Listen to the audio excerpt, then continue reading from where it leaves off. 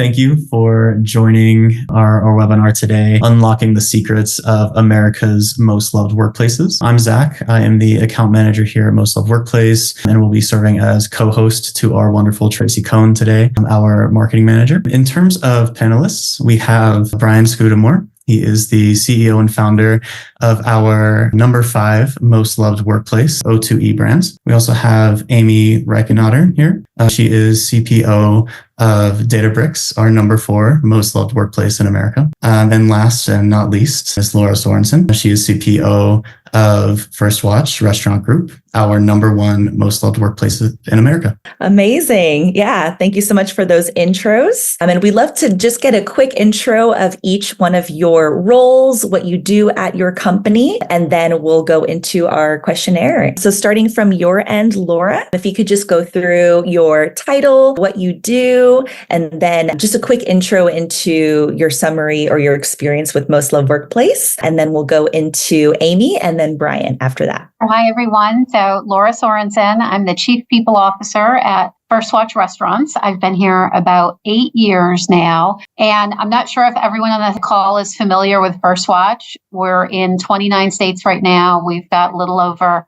530 restaurants, the best breakfast or lunch you'll ever have. So if you haven't found us yet, we like to think we're the best kept secret in some spots. Make sure to find us.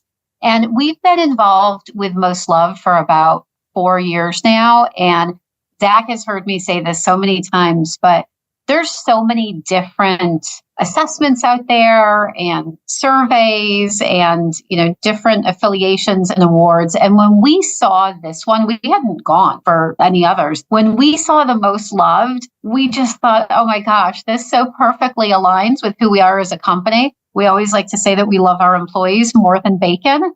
And so this one just really fit with our values. We couldn't be more honored than to be number 1. But again, we've really enjoyed our work with Most Loved over the last several years to be able to assess where we are, how we can get better. And again, we're grateful for the honor. Amazing. Thank you so much, Laura. Yeah, Amy. Yeah, feel free to start your intro. My name is Amy Reichenauer. I'm the Chief People Officer at Databricks, and Databricks is a data and AI platform. This is actually our first year with Most Loved Workplace, and we're super excited to be on the list. I was absolutely thrilled when I found out where we were placing this year. And I felt like Most Loved Workplace really aligns with our view about what we want as a company, which is that we want to create impact through the products that we deliver to our customers. And we want to create an experience where employees feel like they can do the best work of their career. And this was something that really felt like it brought to the forefront what was important to us and getting feedback from our employees and then sharing that on a broad stage through Most Loved Workplace. Amazing. Thank you for sharing, Amy. All right. Yeah, Brian. Thank you. Well, I'm humbled to be here with the number 1 and the number 4 winners. And so excited to be in the number 5 position. Thank you, Tracy and Zach, for having us here. I am building a business that is being built with people way smarter than me, who we all share a common passion, and that's taking care of our people. We say the formula here at O2E Brands, which is 1-800-GOT-JUNK, the first business that I started 35 years ago, Wow One Day Painting, and Shack Shine. We've got 3 home service brands, and we say our winning formula is take care of our people, and they will take care of our customers. Take care of our customers, and they will take care of the growth of our business, our profits, our reputation, and so on. And so to win number 5 standing in America tells us that we're doing something right and makes me and our team feel proud that people have told us, our people, that you are taking care of us and we're taking care of each other and it's working. And so it's a very exciting honor. And what Most Loved has done for us has really had us attract more great people, just like the team that we've got in place. And we've got thousands of employees across our brands, across Canada, the United States, and Australia. And it feels pretty cool to know that people take such great pride, as surveyed and responded in these types of studies, to say we love where we work and we want to continue to stay here. And it attracts more great people and makes all the magic even better for everyone. That was amazing. Yeah. Thank you so much, Brian, for sharing. And I'd love to get to know a little bit more about the business impact for how Most Loved Workplace has impacted each one of your businesses. And then we'll actually dive in starting from your end, Brian, and then we'll go down the line and have each of you respond. And so, Brian, to kick us off, what are the tangible benefits that you've personally experienced from Most Loved Workplace and being certified? Well, it's an interesting question and a tough one to answer. I think love is very intangible in many ways. When people in our business say they love the business, they get out there and talk to their families and friends, and it brings more great people to our company. So I think is getting as close to tangible in terms of the impact as I can is people will often say, I heard from a friend who works with you how much they love the business that they're a part of. Those are the sorts of stories that happen all day long. We've got about 834 people in our head office, and people make their best friends at work. There's lifelong relationships that I started 35 years ago, and I'm still in touch with so many people that have become lifelong friends. As tangible as I can get is just that it continues to pump us up internally, the pride we feel about the great work we're doing and the difference we're making in the world with 1-800-GOT-JUNK and all our brands. Great. Thank you for sharing. Yeah. And Amy, I'd love to hear from you next. For Databricks, what are some of the tangible benefits you have seen? Workplace certified company. Yeah, I think we've seen benefits on two levels.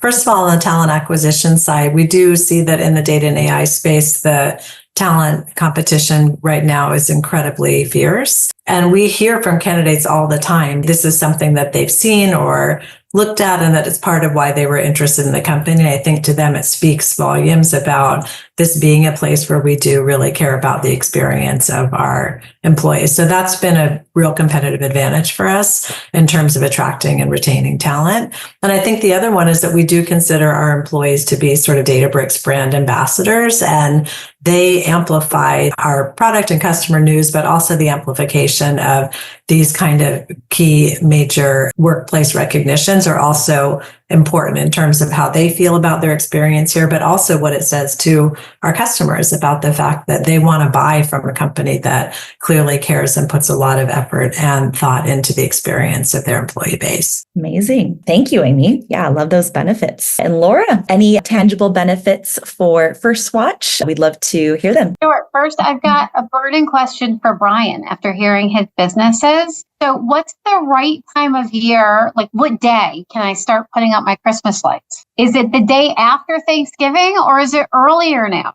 Because everything's too early. I think it's become the day after Halloween. That's the day that we all start to see Christmas ads on TV. That's the time where you sort of get ready for Thanksgiving. And a lot of people want their lights up by Thanksgiving. So they get Shack Shine to come do it right after Halloween. Mine are going up this week.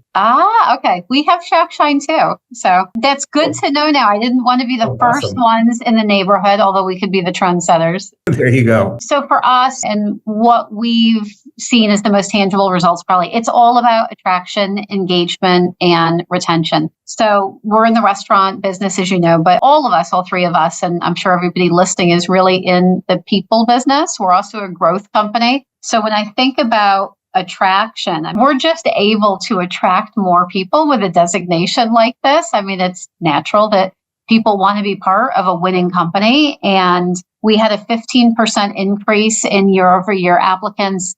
We had a 40% increase in our number of hired applicant referrals. And so I think our current employees are really proud to tell their friends, hey, come work here. And now they've got something that validates what they've been feeling in the culture. And we make a point of including the Most Loved logo on our career site, on our emails, making sure that our recruiters, our talent team, and our hiring managers are all talking about it as well. And then I think it really just reinforces the importance of what's important to us as a company, to all of our leaders out there. So they know that being most loved is something really important for us. It's all about the culture. And again, I think it reinforces for them the behaviors that we most value, in addition to letting them know what our values are. But when I think about the engagement, I mean, I was out traveling when the news came out to the restaurants that we were just voted most loved and number one. And it was amazing to see, cooks and dishwashers talking to each other and coming up to me and saying, "Hey, did you see the news?" Because we sent it out through a text blast to everyone. But they say, "We were just named number one." And then you realize how much people really want to be part of a winning team and how much pride they take. Because again, they all contribute to the culture. It's not us winning the award. That award is for all of them. When I think about culture, it's really just the collective way that we think, act, and feel. So this award is all about the culture that they're creating in the restaurants every day. And it was so wonderful to see that pride and that joy that they had. And that, of course, I think leads to higher engagement, which of course leads to higher retention. And so we see all of those right now as benefits for Most Loved. Amazing. Yeah, I love that ripple effect, right? That momentum. There's just this amazing synergy that is just felt, and it's just so contagious for new team members, existing team members. Yeah, thank you for sharing that, Laura. I personally wait until after Thanksgiving for my Christmas lights. I will say I'm very strict. I need some sort of fall transition before anything Christmas tree related. But great. I'd love to now dive into a little bit more of the role of culture and long-term business growth, whether you've been with Most Loved Workplace as a certified company for, a month or 5 years, just walking through that. And so Brian, to kick us off there, why has the Most Loved Workplace culture, how has it sustained to long-term business growth, to brand loyalty? How has it boosted employee performance, and really just focusing on the business side of things outside of that culture? We've been a part of Most Loved for 4 years. This was our 4th year on the list. And what it does is a bit of an annual event to help keep us accountable to building great culture. We say our culture is all about people, and it's all about finding the right people and treating them right. And what a perfect way to know that every year we're going to have another survey to say, how are we doing? And sometimes we get better, sometimes we go down. It doesn't matter. It's just that we can look at the data and then say, what would we change? Where do we need to get better as a company? And what do we learn from? It's less about the number. It's so great to be ranked number 5. But really, as long as we're on the list and we can look at what are our strengths, what are our weaknesses, areas of opportunity, we do know that business is cyclical, and the long-term growth of a business, yes, we want to continue to grow, but there'll be blips. There'll be things that happen that get in our way, and it's how we navigate and handle those challenges with our people or the economy or growth of the company that really matters. And we really see all of our brands as playing a game. We're a team sport. We are playing a game with other people. It's about winning. It's about enjoying the journey. And so this survey, I think, is a great checkpoint to go, hey, we don't just leave it for chance. We make sure that we're doing great things in our business and that our people are proud and happy, and vote for and sort of guarantee that we're going to end up continuing to be on the list. No, thank you for sharing that. And Amy, in terms of business growth, boosted performance, any of those benefits that you've seen in the workplace, can you share how you've seen that impact? We have been on an incredible growth trajectory for the last 10 years, actually. And, part of that's really an interesting element of sustained hypergrowth is actually how you evolve the culture over time. And so a few years ago, coming out of COVID, we had kind of gone back to first principles and looked at the behavior of employees who did really well here and also those who had struggled. And then we correlated that with times when we had done our most important work, both for our customers or in the product. And that's actually how we developed what we consider to be our culture principles. And what was really interesting about the workplace certification is that it does provide that kind of validation of the things that you want to get out of your culture and the experience you want to create for employees, which, as Brian said, ultimately impacts the experience of your customers. That getting that external validation through the feedback of our employees of how they are experiencing what our intention was around the culture principles that we put in place and the experience that we want to create both internally and externally for our customer base. And so we found that the Most Loved Workplace certification has been a really nice validation of that, of the intent that you want to create. And I thought Laura said it really well earlier, of culture is really a set of behaviors of how people show up at work every day. And we want to know that what we want to create for people is the same experience that they're having and that they have that sense of inherent pride in the work that they're doing. And so we have found quite strong correlation between the intent of what we were trying to create and how that got reinforced through Most Loved Workplace certification and the feedback that we got through that process as well. Wow, amazing. And congrats on your continued growth. Yeah, that's so amazing to hear. And then this is only the beginning, right? It just keeps going and keeps growing. And thank you for sharing that success. And Laura, from your end, you had your, cooks coming up to you, sharing their excitement. So obviously there's a lot of happiness and joy and pride in your employees. How have you seen that reflect on the business side in terms of, less turnover, any kind of measurable results that you have been surprised to see take effect by culture alone and the certification for your business? Yeah, I don't know if I was surprised by anything, because I think we've all culture and our people at the center of everything that we do. So I feel like we've known for a long time that having a most loved culture is really key. So again, we feel great that we're able to validate that now through our employees, because we can think it and we can feel it, but if our employees aren't feeling it, then it's all for nothing, right? Like Amy, we're an aggressive growth brand. And so a couple of years ago, we announced plans to have over 2,200 restaurants. So that's what we're shooting for. We see a lot of white space and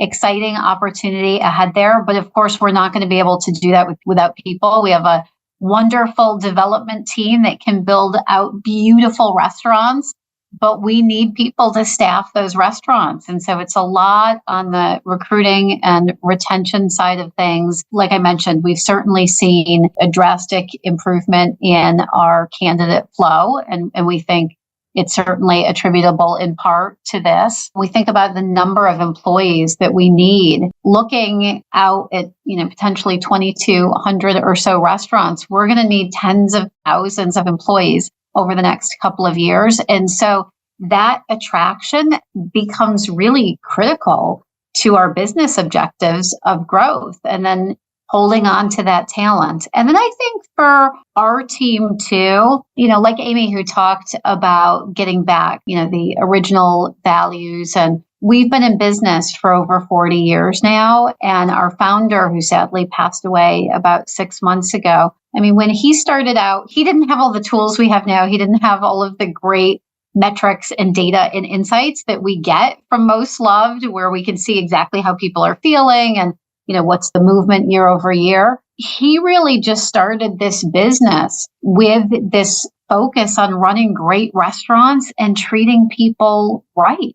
And in the absence of all of these different attraction and retention tools, I think he just hired people who were like him, people who were really smart, really hardworking, and above all else, really, really kind. And I think then those kind people went out and they just hired people like them. I think when you're like that and you're a really kind individual, you're able to sort of spot a jerk right away when you're talking to them. I think you find people like you. And so I think we ended up with all of these really kind, good-hearted people who wanted to do the right thing and who worked really, really hard. Again, having something like this, I think, validates for us that we're continuing on with his legacy and what was most important to him, which was creating a culture where people could thrive and grow and do their best work. And it helps us not only with attracting from outside, but also making sure that we're focused on our internal talent and providing amazing opportunities for our people every day. Because with that growth, we want to make sure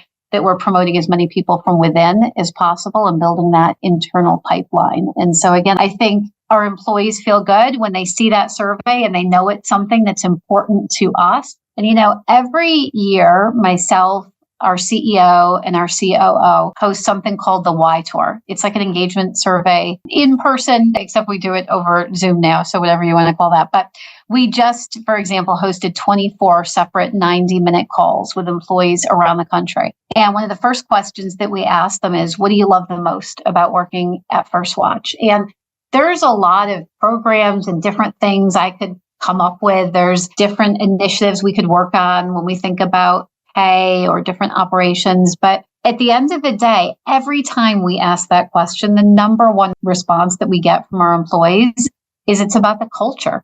That's what they love the most about working at First Watch. And so we want to make sure that we're continuing to reinforce that culture. And again, I think this is a great tool that has helped us keep that focus on what's most important to our employees. Absolutely. Yeah. Thank you so much for sharing, Laura. That's amazing. And I love that. Yeah. Kindness attracts kindness. Everyone loves the culture and it shows in dividends. But great. I'd love to. So each of you have spoken greatly about how much this has impacted, being Most Loved Workplace certified. I'd love to talk a little bit about those who may not know much about the reporting, any learnings that you've gathered, right? So it's much more than a certification, right? But what data can you actually use to either improve your culture or to validate that amazing, we're doing this correctly, right? So culture, it's something that's a little bit hard to measure, right? You feel it, you see it, employees, staying longer, less turnaround. But I'd love to hear from your end, Brian, and the whole team at large, really just how has that reporting either changed anything from your culture or improved it and created almost an action plan for your business? Yeah, I think, generally speaking, it gives us insights when we're able to hear from our people in a candid way where I think someone will tell you information in a survey that they might not tell you in person. And so for us to hear, for example, one of the biggest challenges that I think we've gone through in the last year or so, as a lot of companies would, I know Laura mentioned this, a lot of things over Zoom today. We are a people-based business that we seem to be more energized and productive when we work together in person. But we also understand that the world changed, and how do we balance the hybrid nature and have a good balance that works? We're not telling people you have to come in 3 days a week and these are the days and these are the times. We don't want to police our people. We want to give them the flexibility to do great work in an environment that they feel enthused in. And so when we can get data from survey results that allow us to see how do people really feel? What are the challenges with remote work? What are the challenges with coming back to office? And what does that look like? And so it's just been valuable for our team. We've got an incredible people team. They're all fantastic, every single one of them. And when I see the hard work that they put into making the business better, it's always from what do our people want? What do they need? And of course, we can't please everybody all the time, but they take this data and these reports to heart and they say, how do we really make this company thrive and continue to grow, while at the same time watching our people continue to grow? And there'll be times that aren't easy and there'll be things that people don't like, but our people team has a great challenge of being able to connect with that data and understanding what improvements need to be made and then continuing to survey. We do pulse surveys internally with our company, many, many times a year basis to really stay connected. It's one thing to get a most loved survey, go out to your people and then wait another year. But it's the data that we even collect internally that's in between that's incredibly important and helpful. Amazing. Yeah, that just shows that you're listening, right? And that action is being made, which of course contributes to just happiness overall. Yeah, always in the workplace. So thank you. That's great. And Amy, from your end, how has the data, the surveys, really a lot of those metrics, has that impacted your business and the culture that you've set? Similar to Brian, we have other listening systems in place with the employees. And one of the things that's been really valuable about this data is that we use it to triangulate around the other data sources that we have where we are getting feedback from employees. And through all of that data together, then we do action planning at 3 levels for the company. So one is that we use the broader data from Most Loved Workplace and our internal surveys to plan at least one major initiative that's sponsored by our executive team each year. And then we ask each department to choose an area of focus for their specific area. And then we ask actually down to the manager level to also choose an action planning focus area to drive improvement in the experience for their local teams. And so we use all the data together to try to continually drive improvement in the employee experience. And, I think for Brian and Laura too, like for companies that are going through extended periods of growth, that change is a constant. And so you want to make sure that you always have those listening systems in place to ensure that you do understand what's going on with your employees, what's important to them, and what steps you can take to continually drive improvement in their experience. And when you do that, and they know that you care and take the data seriously, they'll continue to provide feedback and input. And ultimately, that's what leads to this transparency and trust in the environment. Thank you, Amy. I love that you mentioned that trust, right? Being able to provide feedback that is supported and listened to and action is created from it rather than, a fear-based environment or, any other cultures that people have been a part of is such a change and just shows why someone would want to, be a part of that greater vision and the company that you're a part of. So thank you for that. And then Laura, from your end, so you have these metrics, you have this readout. What then, right? How do you use that data? You already have built up, from the founder, bringing more kind people onto the team more and more. How have you continued to increase and better that culture, the metrics received? I mentioned before the why tour that we do. Unlike Brian and Amy, I'm envious. We don't do any other surveying.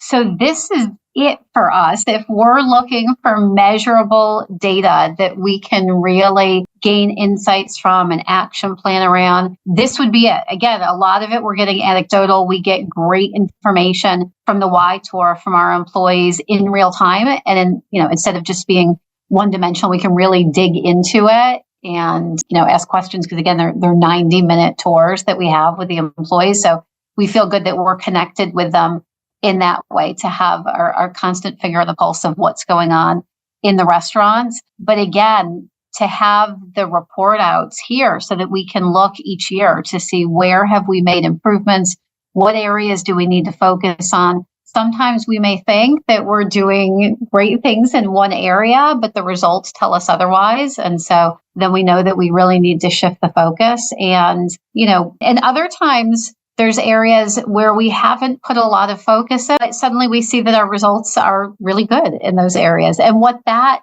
does for us is it really reinforces our thoughts that so much boils down to the individual manager experience in the restaurant. Because you could work for a most loved company, but if you're not working for a most loved manager who's creating that culture in their restaurant, you're not going to feel it. But if you are, then my gosh, that just radiates everywhere and sort of lifts everything else up. And so again, in looking through some of the results, even when we have areas where we know we maybe have not put as much of a focus on, we see that lift when we know that there's great managers there and they're feeling great about everything else. Yeah, no, I love what Laura said about managers. If you have a most loved company, but not a most loved manager, that's so incredibly important. And we win awards, but by no means are we even close to perfect. I know that people leave not just companies, but they leave managers they work with.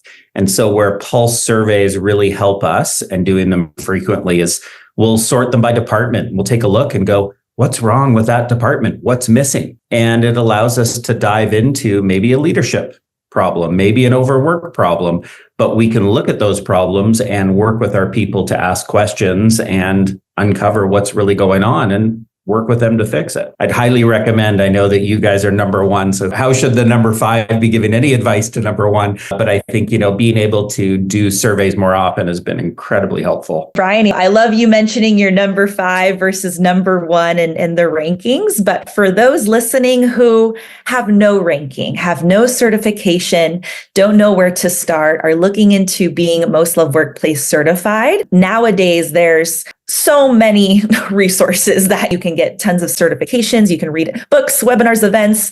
It's almost paralyzing how much information there is out there.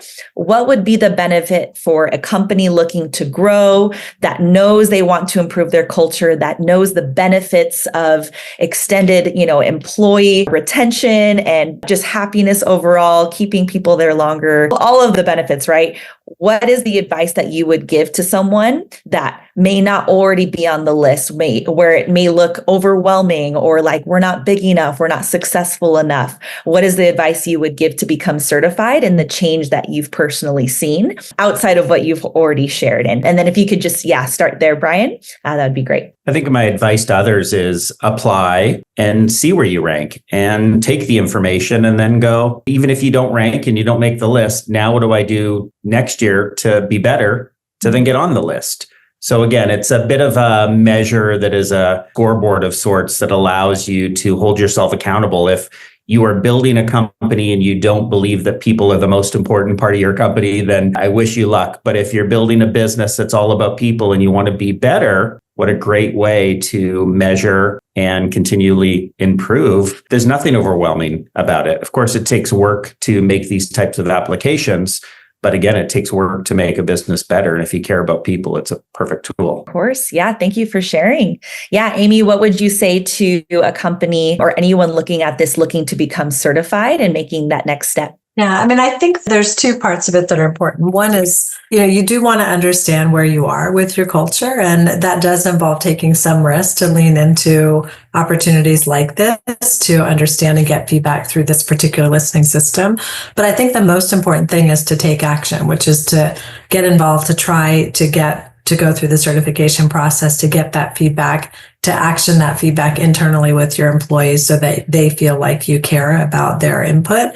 And if you do get certified and make the list, then I think that is a way to reinforce that sense of pride of employees that they work for a place that really cares about employee experience. And, and that can matter both with candidates coming in, it can matter with employees, and it also, I think, says a lot to the broader market and to your customers about the way you think about your entire business and that holistic approach of thinking about employees first. Absolutely. Yeah. Thank you. I love just that next step of just apply, right? See where you're at, get that readout, and you either have actionable steps to make the list the next year and improve your culture, or it's reinforcing what you're already doing well, right? And so, Laura, from your end, what would be, if you were to travel back to when you were looking at Most Loved Workplace and you wanted to take that next step, what advice would you give for another company looking to do the same? I think I'd probably say to first think about why you want it and what you're hoping to get out of it so that you're really aligning your values with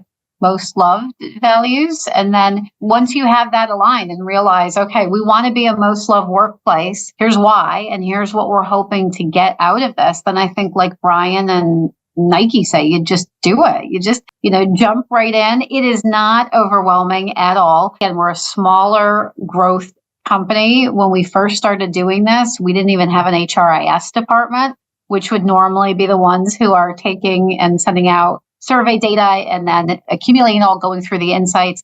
We were able to do it. It was completely a painless process, super easy. Again, the data and insights that come out of it are already organized, and I would just jump right in. I don't think it was that involved at all. I've done other things in my past at other companies that probably were a bigger time commitment, I would say, than this for sure. There's 3 components. So it's the employee survey, there's like a culture type audit, and then an executive survey or interview. And so I think the culture audit too is a good time to reflect too. And again, going back to why you want it, what are you getting out of it? Because you're really thinking about what are the programs that we have in place that really support our values and do support on the workplace.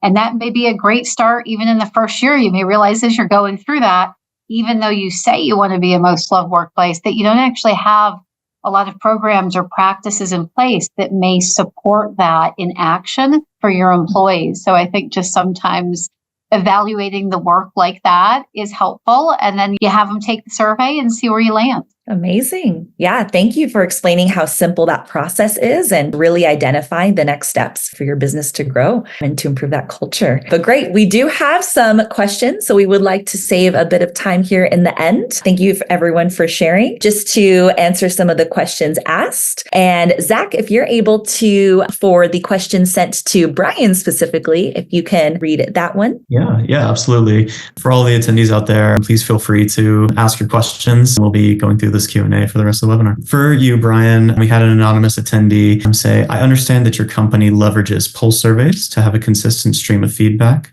Have you faced any challenges with keeping up on that frequency of feedback, following through with employees, and driving palpable change? It's a good question. Thank you, Anonymous. I think it's one of those things where it always takes work to collect data from a survey and then to action it and go ask more questions. We like when things actually in our business are not anonymous and when someone can back something up and say, here's why I feel this, here's what's going on in the business and how we can improve. The first time, many, many years ago, that we tried to implement some surveys into our business, we had learned that people weren't happy with one big thing, and that was they weren't getting enough vacation time. it was a lot of work hard, but not a lot of play hard. And we ended up listening and we said, listen, people said the law requires 2 weeks paid vacation. We think 3 is more reasonable. We listened to them and we actually dove into the business value of increasing it to give people enough time to recharge that we went to 5 weeks paid vacation. And it was something that blew people away. And this was many years ago, but it's something that stuck. So it takes work to listen, your people in your company, to find out what would not only make them happier, but what is best for the business, and to have that balance. And pulse surveys take work and they take time and energy. And that's why we've got a great people department to do some of that work. So is it hard to keep up? Sometimes you've got other priorities that get in the way, but you've got to stay focused on, I love what Laura said, like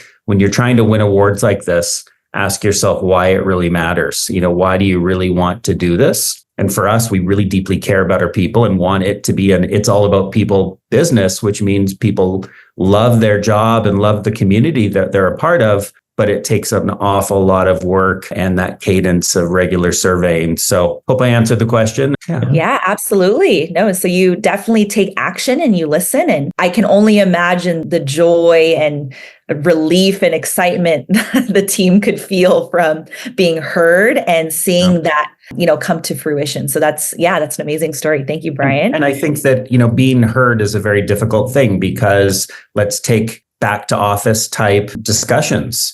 Some people feel one way, some people feel strongly the other way, and some people are right smack in the middle. And so if you try and please everyone all the time, as Steve Jobs said, you might as well just be in the ice cream business, right? It's hard to make everybody happy, but trying to listen and decide what feedback matters and what is best for the majority of people and the company. And it's a tough job. I mean, I'm not a CPO like Amy and Laura, but I appreciate the type of work that people do when they have to lead teams and companies. Absolutely. No, thank you for sharing. And then we actually have another question for Laura, and this is pertaining to the survey sessions. So for the surveys that your team hosted, how many employees were invited to each of your 90-minute sessions, and how were the participants chosen? It's a great question. And so is the one before from Anonymous. I can tell you that's one of the reasons, if not the main reason, why we haven't done other types of surveys and really rely on Most Loved in our internal Y tours, because we know what we can handle. And we know that it would be worse to survey and not do anything with the feedback than to never have surveyed at all. So with our internal one that we do, again, it's called the Y tour, the We Hear You tour. We've got different regions across the country. So we've got 24 different regions right now. And again, they're 90-minute tours. We have usually about 24 employees on each tour.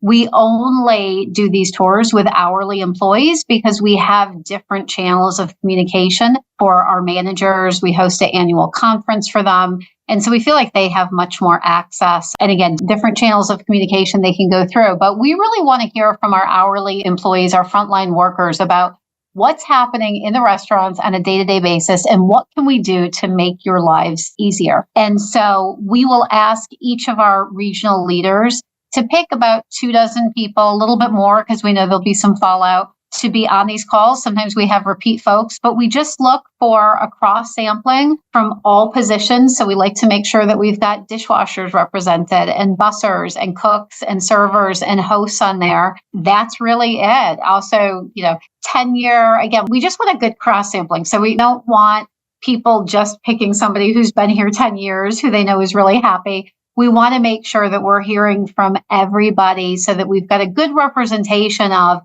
all right, what's the experience like for somebody who's maybe been here 10 years and has seen all of the growth? How has our culture changed?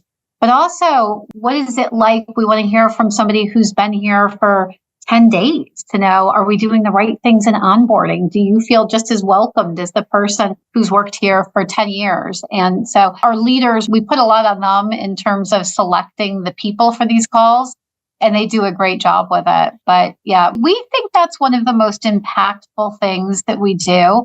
And I love being on these calls and watching my CEO's head go down, because it's just like this. We'll have the Brady Bunch screen. We'll all see each other. And I'll see his head go down at certain moments in the call.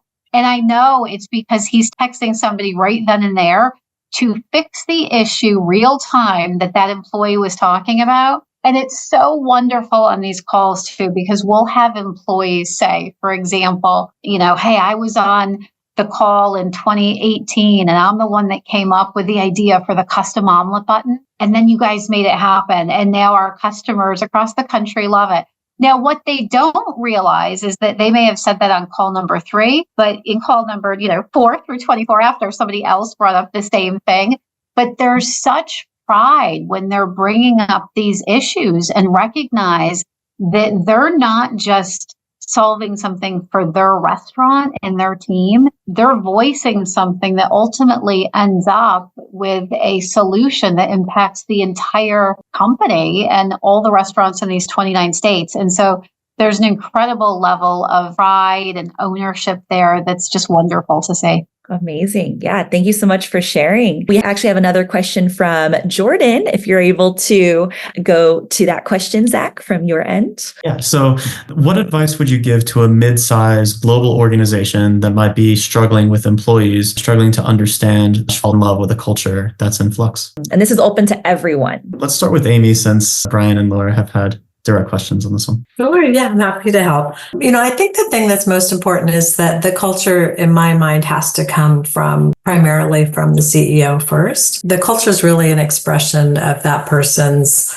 vision and strategy for the company and how they want the organization to operate. And I think when that clarity is given from the top executive, then it helps the rest of the organization understand how to align. And the people team, I think, in many ways can help figure out how to operationalize that.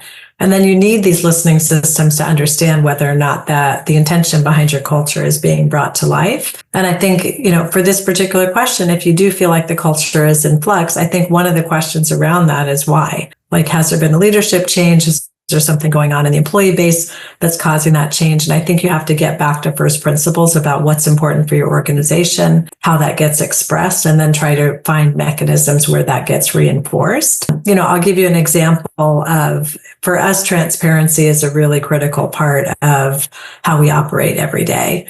And we have a lot of mechanisms in place that help reinforce that. So, for example, we, at the beginning of every all hands meeting, which we do weekly for 8,000 employees, the first half hour is our CEO doing an Ask Me Anything session. And any employee in the company can contribute a question. They're not curated. And it's that kind of transparency that I think leads to trust. But the most important thing is that being transparent is something that's important in our culture. And so we want to have mechanisms in place that brings that to life.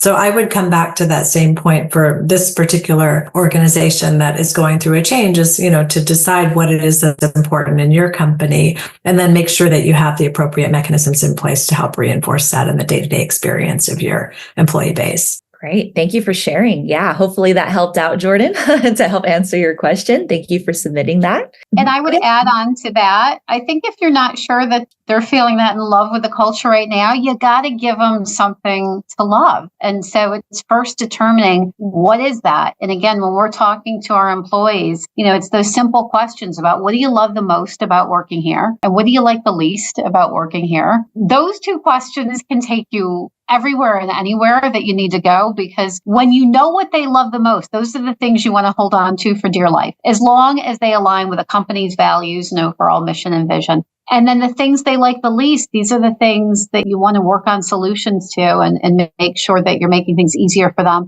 We ask about what can we do to make their lives easier. And we also want to think about why did our employees join us and what would make them leave. So again, I think all of us could work on great programs and ideas all day long, but if it doesn't match up with the employees' idea and what they love the most, then there's going to be a disconnect. And if you realize you're in a situation where the employees are wanting things that you're not prepared to offer as a company, then I think it goes back to resetting expectations and values and making sure that the team is aligned. And you probably just can't over communicate enough on those types of things. Absolutely. Yeah. Thank you for sharing. Yeah. Going back to the root, what is your why? What do you love about the workplace? And going from there. Yeah, thank you for that. Next, this is for the entire floor here. We'd like to know, beyond engagement surveys, have any of you utilized external platforms like Glassdoor or other websites to gauge or enhance employee sentiment in pursuit of achieving your most loved status? I think that it's less about the platform and more how the platform shows up. Is it anonymous or is it somebody speaking up as a specific person? So challenges we've seen out there as a national brand, taking 1-800-GOT-JUNK as an example, with over 150 franchise partners in 3 countries, you can get the competition that wants to say something negatively and anonymously about you on Glassdoor. You can get employees speaking poorly about one franchise, but you don't even know which franchise it is because it's anonymous. So for me, surveys, as best as they can possibly sort of show up in a way where they can tell you where, at least what franchise and what department, give you some level of direction to dive into. I think being anonymous, people want safety, and I get that. An employee doesn't want to lose their job by speaking up. That makes sense. But if the feedback isn't received as real feedback and you can't tell, then that's where I think it's a challenge. Gotcha. Yeah, thank you. And Amy, from your end, have you experienced looking through Glassdoor or, kind of any other ways to gauge employee sentiment? We do. Yeah. So we use Glassdoor as well. And I think it serves a slightly different purpose, but I think it's also just a data point that's helpful. And I agree with what Brian said. I mean, it's largely anonymous. And so, you're going to get some, gap in sort of what you would get authentically from employees if they were able to and felt comfortable sharing that feedback directly. I think it's still important data. It matters a lot to candidates. So I think it's important that you have a handle on what is out there with respect to your brand. And then there's also some counterbalancing you can do to that with things like Most Loved Workplace, where you want to really take advantage of the brand impact of having something like that that's associated with your organization. But I think it's very common to have multiple channels that you're using to get feedback and also to help promote your brand. Great. Yeah. Thank you, Amy. And yeah, Laura, so how would, looking up Glassdoor reviews compared to your Most Loved Workplace surveys, for example, right? How do you use those differently? Do you use Glassdoor? Do you try to look at employee sentiment outside of Most Workplace? And if so, how are those used? We leverage Glassdoor too. I mean, I think it's helpful to have any information like that. We live in a world now where people make decisions based on the thoughts of strangers, right? Where to eat, where to work. So we can't ignore that. But, like my colleagues have said here on the call, there's only so much stock that we can put in some of it when it's anonymous. We're really just looking for trends on there, though. But we also want to make sure people feel heard. So we do have someone that will, go in and read. I'll go in and read oftentimes what's out there. Again, really looking to see, are there certain trends here and why would somebody feel this way, whether it's negative or positive, so that we can build on those positive trends and really amplify that and hopefully rectify some of the concerns that are up. You got it. Great. And yeah, thank you everyone for submitting your questions. Thank you, Laura, for walking through that and how those different platforms are valuable in their different ways. Zach, from your end, do you have anything else that you'd like to get out of Amy, Brian, or Laura, or within each other and your own organizations? Are any of you curious about how you do things differently, within your organization? I've just been thinking on this call, we're as much about promoting this most loved values and philosophy as much as we are about building a community around it. So I'm curious, Brian, with your 4 years, Laura, with your 3 years, and then Amy, as a first year from your perspective, have you had any inspirations from other most loved workplace companies? And have you learned anything from other certified companies as well? Laura, you can start. There's times where I feel like I have not had an original thought in decades, and I'm just taking great ideas from colleagues out there or, things that I've read, and then maybe building off of that. And so I love it that Most Loved is creating a community like that, where there's just a lot of great ideas, because I think you look at some of those and then you figure out, how can I make this my own, where it really feels like our company and feels like our culture, and maybe it's a different iteration of it and you end up with a different product, but the idea started in, somebody else's great idea from Most Loved or other communities. So again, I think it's a great thing that you're building here. Thank you. I was just about to dump my LinkedIn profile into the chat because I want to now keep in touch with these really smart, Yeah, talented CPOs and anyone on the panel, because I think it's not just asking questions within your company, but it's learning from others and what they're doing well. So that's how I'm going to leverage it. I will second what both of them said. I mean, I think that one of the wonderful things about COVID, if there was one, was the fact that it really brought people together to share ideas. And that was a situation where nobody really knew how to navigate a very uncertain time, but it did bring people together to figure out something that was new, different, and difficult. And I love this part of the certification, and that I think that we can learn from any organization that's out there. And then, as Laura said, then you have to customize it for your own company, what's going to feel culturally relevant to your specific organization. But I think there's an opportunity to learn from each of the companies on the list and what they're doing really well, and then how you might be able to leverage that for your own company. Always learning from each other. Yeah. Thank you so much. And I second your point, Laura, about never having an original thought or experience in our lives. Everyone can relate to one another. Those are all of our questions for today. Thank you. Yeah. Thank you so much, everyone. Thank you so much for walking through what it means to be a Most Loved Workplace certified, the impact that it's made on your businesses, on your culture, the actionable steps that you've created because of it, and the new connections that you've been able to create. So feel free to pop in your LinkedIn profiles and connect after this webinar. But thank you so much for joining, everyone. Yeah, enjoy the rest of your day. Thanks for having us. Nice to meet all of you. everyone. Thank you. Have a great day. Bye-bye.